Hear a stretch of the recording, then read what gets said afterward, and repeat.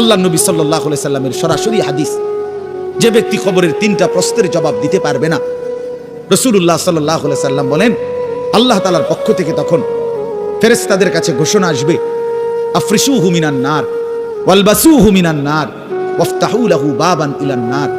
আমার এই নাফরমান বান্দার কবরে জাহান্নামের বিছানা বিছিয়ে দাও, জাহান্নামের পোশাক পরিয়ে দাও, আর জাহান্নাম বরাবর তার জন্য কবর থেকে দরজা খুলে দাও। ফেরেশতারা যখন এই কার্যক্রমটা শেষ করবে, প্রথম জাহান্নামের বিছানা বিছায় দিছে, পোশাক পরায় দিছে, জাহান্নাম বরাবর দরজা খুলে দিছে। আল্লাহর নবী সাল্লাল্লাহু আলাইহি ওয়াসাল্লাম বলেন একজন ফেরেশতা এসে তখন ফায়ুদরাবু লাহু বিমিতরাকাতিম মিন হাদিদিন, নবীজি সাল্লাল্লাহু আলাইহি সাল্লাম বলেন তখন একটা লোহার হাতুড়ি, লোহার গুর্জ, লোহার হাতুড়ি দিয়ে একজন ফেরেশতা তাকে একটা আঘাত করবে। কি আঘাত, কোথায় আঘাত করবে?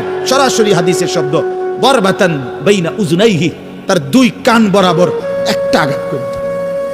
রাসূলুল্লাহ সাল্লাল্লাহু আলাইহি সাল্লাম বলেন ফায়াসিহু সাইহাতান, ওই নাফরমান তখন এত জোরে চিৎকার করবে, ইয়াসমাউহা মান ইয়ালিহি ইল্লা সাকালাইন, মানুষ এবং জিন ব্যতীত আল্লাহর সমস্ত সৃষ্টি ওই বেঈমানের চিৎকার শুনতে পায়। এই কবরের আযাব।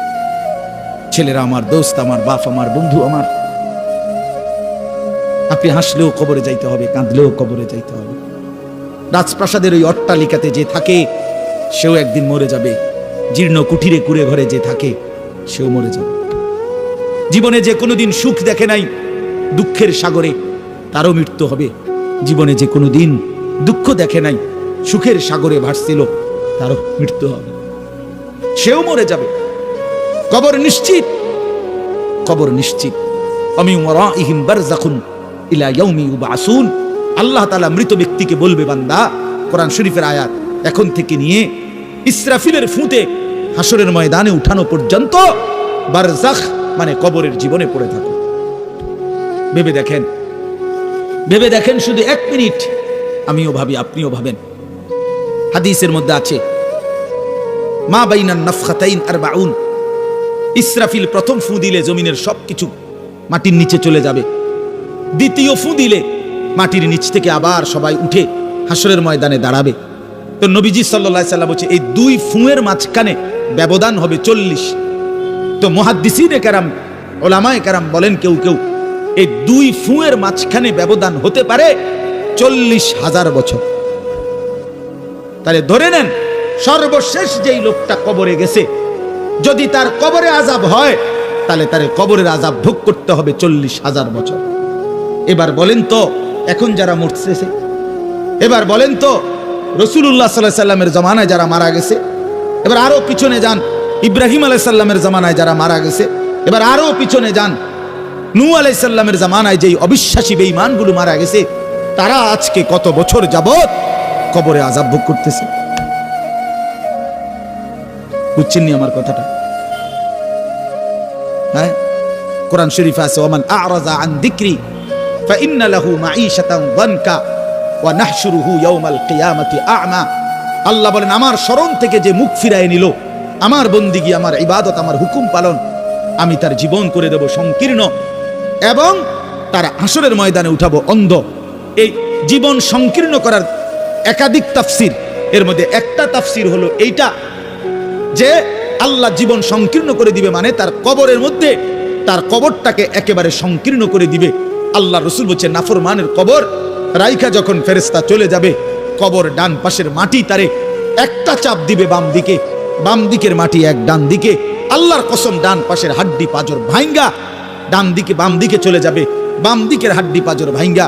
রাসূলুল্লাহ সাল্লাল্লাহু আলাইহি ওয়াসাল্লাম বলছে, বন্ধু দেখেন হাত্তা তাখতালিফা আদলাউহু, এই 2 আঙ্গুল যেভাবে একটাটার ভিতরে ঢুকে গেছে, খোদার কসম ডান পাশের হাড্ডি পাঁজর বাম পাশের হাড্ডি পাঁজর এইভাবে একটার ভিতরে ঢুকে যায়। এটার অর্থ এটা। হ্যাঁ, রাসূলুল্লাহ সাল্লাল্লাহু আলাইহি সাল্লাম একদিন হযরত বারা ইবনে আযিব রাদিয়াল্লাহু তাআলা আনহু থেকে বর্ণিত, নবীজি একদিন এক সাহাবীর জানাজা পড়তে গেছেন। জানাজা পড়তে গিয়ে খালি কবরের সামনে কিছুক্ষণ দাঁড়াইছেন, তখনও ওনারে কবরে রাখে নাই, জানাজাও পড়ায় নাই।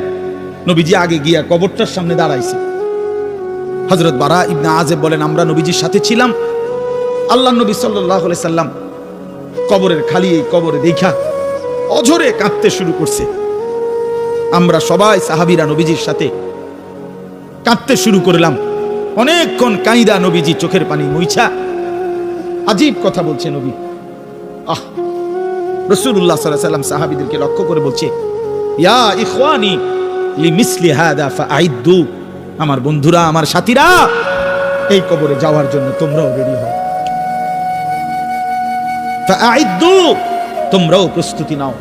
অচিরেই তুমি আমি সবাই এই কবরেই পৌঁছে যাইতে হবে। রাসূলুল্লাহ সাল্লাল্লাহু আলাইহি সাল্লাম বলছেন, প্রিয় বন্ধু আমার, জওয়ান সাথী আমার, সামান্য এই কয়েকদিনের জওয়ানি নষ্ট না করা, নষ্ট না করা, কোনোভাবেই নষ্ট না করা। তো এই জন্য বললাম, এই সূরা মুলক এটা আল্লাহ তাআলা অত্যন্ত ফজিলতপূর্ণ একটি সূরা। রাসূলুল্লাহ সাল্লাল্লাহু আলাইহি সাল্লাম বলছেন এটা কবরের আযাব থেকে রক্ষা করবে। এই সূরা নিয়মিত তাফসীরের মধ্যে আমি নিজে পড়ছি, তাফসীরে কুরতুবিতে আছে। আল্লাহ নবী সাল্লাল্লাহু আলাইহি সাল্লাম বলেন, লাওয়াদিতু, নবীজি বলেন আমার দিলের আশা, আমার দিলের তামান্না, আমার উম্মতের প্রতিটা মুমিন তার কলিজার ভিতরে, তার জবানে এই সূরা মুলক থাকুক, সূরা মুলক থাকুক। অর্থাৎ রাসূলুল্লাহ সাল্লাল্লাহু আলাইহি সাল্লাম বলতেন আমার প্রতিটা মুমিন বান্দা উম্মত যেন এই সূরা মুলক তেলাওয়াত করে, যেন কবরের আযাব থেকে রক্ষা পায়। নবীজি 5 ওয়াক্ত নামাজের পরে, আল্লাহর কসম ভাই, এখানে অনেক ওলামায়ে কেরাম আছে, আপনি জিজ্ঞাসা করেন, নবীজি 5 ওয়াক্ত নামাজের পরে, সরদার দু আলম নবীর তো কোনো গুনাহ নাই, তিনি নিষ্পাপ, তিনি তো জান্নাত উদ্বোধন করবেন। আনা আউয়ালু মান ইয়াকরাউ বাবাল জান্নাহ, নবী বলছে আমি সেই মুহাম্মদ যে প্রথম জান্নাতের দরজা আমি নাড়বো, জান্নাতের কড়া নাড়বো আমি মুহাম্মদ। ভিতর থেকে ফেরেশতা বলবে আপনি কে? আমি বলবো মুহাম্মদ। ফেরেশতা বলবে আনতাজিরু লাক, আমি তো আপনার অপেক্ষাই করছিলাম, আপনি আসবেন বলেই তো অপেক্ষায় ছিলাম, আপনি উদ্বোধন করে দিলেই তো বাকিরা ঢুকবে। তো সেই নবী যিনি জান্নাত উদ্বোধন করবেন, তিনি 5 ওয়াক্ত নামাজের পরে ভাইয়া প্রতিদিন তিনি যেই কথাটা দোয়া করতেন, এর মধ্যে একটা দোয়া এটা, আল্লাহুম্মা ইন্নী আউযু বিকা মিন আযাবিল কবর ওয়া মিন ফিতনাতিল কবর ওয়া মিন ফিতনাতিল মাসীহিদ দাজ্জাল ওয়া মিন ফিতনাতিল মাহইয়া ওয়াল মামাত।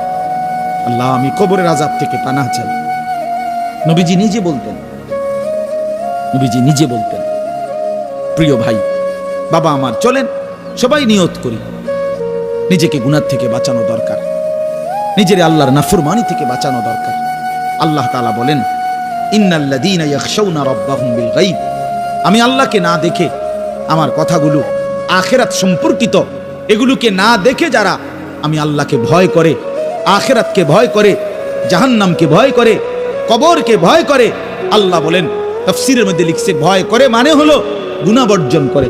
কোন ব্যক্তি আল্লাহকে ভয় করে, খোদার কসম, এই কথার অর্থ হলো গুনাহ ছেড়ে দেয়। যে গুনাহ ছেড়ে দেয় সে আল্লাহকে ভয় করে, যে আল্লাহকে ভয় করে সে গুনাহ ছেড়ে দেয়। কোন নাফরমান আল্লাহকে ভয় করে না, আল্লাহকে ভয় করলে গুনাহ করতে পারে না। বুঝেন নাই বাংলা কথাটা? এটা কাগজের এই পিঠ ও পিঠ, কাগজের এই পিঠ ওই পিঠ, এই পিঠে যদি লেখা আছে আল্লাহর ভয়, তো ওই পিঠে লেখা থাকবে গুনাহ বর্জন। যে গুনাহ ছেড়ে দেয় সে অটোমেটিকলি আল্লাহকে ভয় করে, যে আল্লাহকে ভয় করে সে গুনাহ বর্জন। এজন্য তাকওয়ার অর্থ আল্লাহর ভয়, এটার প্রথম অর্থ হইল গুনাহ বর্জন। মান খাশিয়ার রহমান, আল্লাহকে ভয়, এটার প্রথম অর্থ গুনাহ বর্জন, গুনাহ বর্জন। আমার শায়েখ আল্লামা মুফতি মুশতাকুন নবী সাহেব সব সময় চিল্লায় মাহফিলে, অনেক সময় আহাজারি করে বলে যে বাপ, গুনাহ আগুন, গুনাহ আগুন, গুনাহ আগুন। প্রতিটা গুনার পিঠে, ওই পিঠে আগুন আছে। নারীর প্রতিটা বেপর্দা দৃশ্যের মধ্যে খোদার কসম আগুন জ্বলে। ওই সিনেমার নর্তকীর শরীরে আগুন জ্বলে, ওই নায়িকার শরীরে আগুন জ্বলে, মোবাইলের ওই অস্থির ছবির মধ্যে আগুন জ্বলে, মদের আড্ডায় আগুন জ্বলে, জুয়ার আড্ডায় আগুন জ্বলে, সুদের টাকায় আগুন জ্বলে, ঘুষের টাকায় আগুন জ্বলে, বেপর্দা নারীর শরীরে আগুন জ্বলে। ওইটা রূপ না, ওইটা আগুন, ওইটা জাহান্নাম, ওইটা জাহান্নাম। আল্লাহ তাআলা বলেন, ইন্নাল্লাযীনা ইয়াখশাউনা রাব্বাহুম বিল গায়ব, আল্লাহ তাআলা বলেন আমার যেই বান্দারা আমার আখিরাত, আমার জাহান্নাম, আমার পরকাল, আমার কবর এই কথাগুলোকে ভয় করে, আমি আল্লাহকে ভয় করে না দেখে আল্লাহ বলেন আমি ওয়াদা দিলাম লাহুম মাগফিরাতুন ওয়া আজরুন কাবীর, আমি তাদের পেছনের সব গুনাহ মাফ করে দেব আর আমার সবচেয়ে বড় পুরস্কার জান্নাত দিয়ে দেব। এরপরে আল্লাহ বলেন ওয়া আসিররু কাওলাকুম আবিজহারু বিহি ইন্নাহু আলিমুম বিযাতিস সুদূর। মানুষের তিনটা অবস্থা কথার ক্ষেত্রে, মানুষ তার অভিব্যক্তির ক্ষেত্রে তিনটা অবস্থা হয়। মানুষ কখনো জোরে কথা বলে, মানুষ কখনো আস্তে কথা বলে গোপনে, আর কখনো মানুষ অন্তরে জল্পনা কল্পনা করে, ঠিক না? এই তিনটাই অবস্থা। তো আল্লাহ তাআলা বলেন, এনে একটা ছোট্ট তাফসীরের মধ্যে আছে, মক্কার কুরাইশরা কাফেররা নবীজির বিরুদ্ধে দিবানিশি ষড়যন্ত্র করত, বুঝছেন? তো ষড়যন্ত্র করতে বইলে মাঝে মধ্যে এই বেকুবরা বইলে কইতো আস্তে কবে না আসিররু, আস্তে কথা বলো, কাই লা ইয়াসমা রাব্বা মুহাম্মদ, মুহাম্মদের খোদা যেন শুনতে না পায়। শুনলে কি অসুবিধা হইব? হেরাই বলতো শুনলে জিবরাইলের কাছে কইয়ে দিব, হে আবার মুহাম্মদের কাছে আসে কইবে, একবারে ফেঁসে পড়বে। হ্যাঁ, তাফসীরের মধ্যে আছে। আল্লাহ তাআলা বলেন হায় হায় রে বেওকুফ, কি বললি, কি ভাবলি, আল্লাহরই চিনলি না, আল্লাহকেই চিনলি। হ্যাঁ, অনেক নওজোয়ান হ্যাঁ বেচারা ইয়ারফোন লাগাইলে মনে করে কেউ শোনে না, ইয়ারফোন লাগাইলেছে আর কি, বুঝেন না? কানের মধ্যে দুইটা বল্টু লাগাইছে, খালাস, আর তো দুনিয়ার কেউ শুনে না। আরে না ফরমান, দুনিয়ার কেউ শুনে না সেটা তো কথা না, আর শাজিমের মালিক তো শুনে। ওয়া আসিররু কাওলাকুম আবিজহারু বিহি, রব্বুল আলামিন বলেন তোমরা যদি আস্তে কথা বলো, আবিজহারু বিহি, যদি জোরেও কথা বলো, ইন্নাহু আলিমুম বিযাতিস সুদূর, আল্লাহ বলে শুধু এই দুইটা না বান্দা, আস্তে বলো জোরে বলো অথবা অন্তরের ভিতরে যা লুকায়িত করো, আমি আল্লাহ সবটাই পুরাপুরি জানি। এরপরে শেষ অসাধারণ একটা যুক্তি আল্লাহ দেখাইছে, এই শেষ কথা আমার, আলা ইয়ালামু মান খালাক, আজীব কথা। আল্লাহ বলে আচ্ছা বান্দা, তোমার আমি একটা কথা জিজ্ঞাই, তুমি আমার কথাটার উত্তর দাও। একটুর কথা কি তুমি বুঝো না যে আলা ইয়ালামু মান খালাকা, যে সৃষ্টি করলো, যে বানাইলো, তিনি জানবে না, তিনি বুঝবে না, তিনি শুনবে না, এটা তুমি কেমনে ভাবলা? তুমি কও, তোমার বিবেকে কি কও? এতটি ভাত খাইয়া বুঝিয়ে কথাটা বুঝলা না, এতদিন দুনিয়ার থেকে বুঝিয়ে কথাটা বুঝলা না। আলা ইয়ালামু মান খালাক, এই তৃতীয় আয়াত। আল্লাহ বলেন যিনি সৃষ্টি করলেন তিনি জানবে না? যে কোম্পানি এটা বানাইছে সে জানে না এখান দিয়ে কথা বলে না, এখান দিয়ে কথা বলে? কথা বলেন না কেন? তো যিনি সৃষ্টি করলেন আল্লাহ, আমরা কি করছি না করছি তিনি আমাদের কথা জানবেন না? কথা বলেন না, বলেন না, শুনেন তিনি? আল্লাহ শুনেন কিনা, দেখেন কিনা, জানেন কিনা? ওহুয়াল লতীফুল খবীর, আল্লাহ বলেন তিনি সূক্ষ্ম থেকে সূক্ষ্ম, বিন্দু থেকে বিন্দু সেটাও জানেন। খবীর, পুরা সৃষ্টির খবর একসাথে তিনি পূর্ণ রাখেন। এজন্য দোস্ত আমার, রাত 2টা বাজে, নওজোয়ান মনে করছে চারিদিকে কেউ জেগে নাই, সবাই ঘুমায় গেছে, এজন্য সে মোবাইলের উলঙ্গ ছবি দেখছে। আল্লাহ ডাক দিয়া বলে আনিস আমি আছি। মালিক ডাক দিয়া বলে আলাম ইয়ালাম বিআন্নাল্লাহা ইয়ারা, তুমি কি এই ভেবেছো তুমি জানো না বান্দা, আমি যে সারাক্ষণ তোমাকে দেখি। আল্লাহ তাআলা রাতেও দেখে, দিনেও দেখে, একাকীও দেখে, প্রকাশ্যও দেখে, অন্ধকারেও দেখে, আলোতেও দেখে। 7 আসমানের উপরে কোনো ফেরেশতা হাঁটলেও মালিক দেখে, 7 তবক জমিনের নিচে কোনো পিঁপড়া হাঁটলেও মালিক দেখে। আটলান্টিক মহাসাগরের যে প্রাণী গভীর তলদেশে, আল্লাহ তাকেও দেখে। হিমালয়ের সুউচ্চ চূড়ায় যে প্রাণী, আল্লাহ তাকেও দেখে। ওয়ায়ালামু মা ফিল বাররি ওয়াল বাহর, জলে স্থলে যা আছে আল্লাহ বলেন সব তিনি জানেন। ওমা তাসকুতু মিন ওয়ারাকাতিন ইল্লা ইয়ালামুহা, একটা গাছের পাতাও যদি পড়ে আল্লাহ বলেন আমি তাও জানি। ওয়ালা হাববাতিন ফি যুলুমাতিল আরদ, মাটির তলদেশে যেই চারা দানা বীজ তোমরা রোপণ করছো, বপন করছো, আল্লাহ বলে কোন দানা কোন চারা আমি তাও জানি। ওয়ালা রাতবিন ওয়ালা ইয়াবিসিন, শুকনায় কি আছে ভিজাতে কি আছে আমি সব জানি। ইল্লা ফি কিতাবিম মুবিন, ওহ মালিক বলে শুধু জানি না রে বান্দা, কারণ আমি সব কিছু আমার তাকদীরে লৌহে মাহফুজের মধ্যে স্পষ্ট করে লিখে রাখছি, লিখে রেখেছি। অতএব বাপ আমার, বন্ধু আমার, দয়া করে মেহেরবানি করে এই মাহফিলগুলো আসলে আপনাদের কাছে কোনো 23 বছরের পুরা ইসলাম বুঝানো, একদিনে 1 ঘন্টা, এটা না। অর্থ হলো বিবেকটা জাগানো, অনুভূতিটা একটু জাগানো, ঠিক না? একটু যেন মানসিকতাটা বাড়ে, একটু মানসিকতাটা যেন পারে। দুনিয়া ভুলেন, আখেরাত ফিকির করে, আখেরাতের ফিকির করে, আখেরাতের ফিকির করে। যুবক ভাই নিজের ক্ষতি করেন না, নওজওয়ান ভাই নিজের ক্ষতি করেন। আল্লাহর ওয়াস্তে ভাইয়া, চরিত্রহীনতার এই জিন্দেগি সুখ দেয় না। কোনো পাপী সুখে নাই, কোনো হারামখোর, কোনো মদখোর, কোনো গাঁজাখোর, ফুট্টাখোর, বাবাখোর, ডাইলখোর, ইয়াবাখোর, একটা নাফরমান সুখে নাই, সুখে নাই। কোন বেপরদা নারী সুখে নাই। আমি চ্যালেঞ্জ করলাম, কোন হারামখোর, সুদখোর, গাঁজাখোর একটাও সুখে নাই, একটাও সুখে নাই, একটাও সুখে নাই। কোন নাফরমান সুখে থাকে না বন্ধু।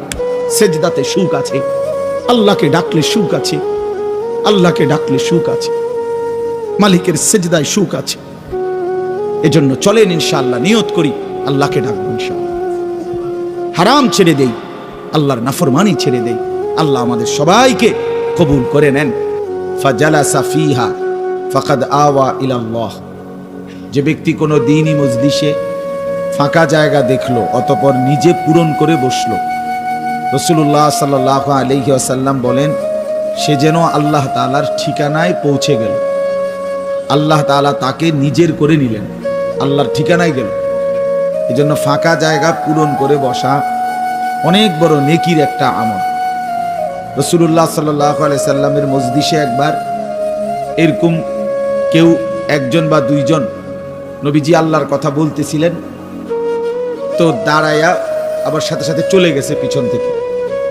তো রাসূলুল্লাহ সাল্লাল্লাহু আলাইহি সাল্লাম বললেন, মান আ'রাযা আনিল্লাহ ফাল্লাহু আ'রাযা মিনহু। যে আল্লাহর থেকে মুখ ফিরায় নিল, তো আল্লাহ তাআলাও তার থেকে মুখ ফিরায় নিলেন। এজন্য দ্বীনি মজলিসের ক্ষেত্রে এটা বহুতই গুরুত্বপূর্ণ যে শতভাগ আদব, ছোট হোক মজলিস, 2 জন শুনুক আর 5 জন শুনুক, এটা কোনো বিষয় না। তো কোরআন সুন্নাহর এই ইলমের সাথে আদব জরুরি। এটা আমাদের যুগ যুগ ধরে ঐতিহ্য যে কোরআন সুন্নাহর ইলমের সাথে শতভাগ আদব, আখলাক, আন্তরিকতা, আগ্রহ, মনোযোগ জরুরি। এটা বহুতই গুরুত্বপূর্ণ। রাসূলুল্লাহ সাল্লাল্লাহু আলাইহি ওয়াসাল্লাম বলেন, আল্লামানি রব্বি ফাআহসানা তা'লিমি ওয়া আদ্দাবানি রব্বি ফাআহসানা তা'দীবি। নবীজি সাল্লাল্লাহু আলাইহি সাল্লাম বলেন যে আল্লাহ তাআলা আমাকে সর্বোত্তম ইলম শিখিয়েছেন এবং আল্লাহ তাআলাই আমাকে সর্বোত্তম আদব শিখিয়েছেন। তাহলে ইলম এবং আদব একসাথে রাসূলুল্লাহ সাল্লাল্লাহু আলাইহি সাল্লাম বলেছেন। এই জন্য দেখবেন আমাদের মাদ্রাসাগুলোতে যুগ যুগ ধরে আমরা 6 বছরের বাচ্চাকেও আপনার অজুবিহীন পড়তে দেই না।